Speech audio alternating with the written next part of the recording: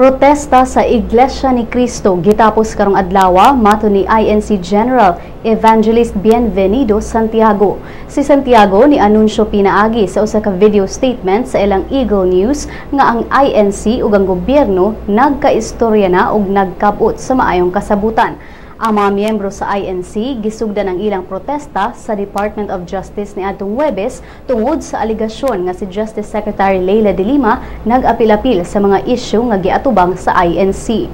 Matud sa mga nagprotesta nga si de Lima dili angayang mag-apil-apil sa mga isyu sa simbahan ug angayang irespeto ang separasyon sa simbahan ug sa estado.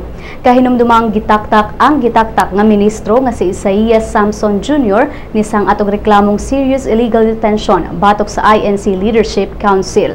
Apan ang issue wala palihuka sa Justice Department ning pagbalita.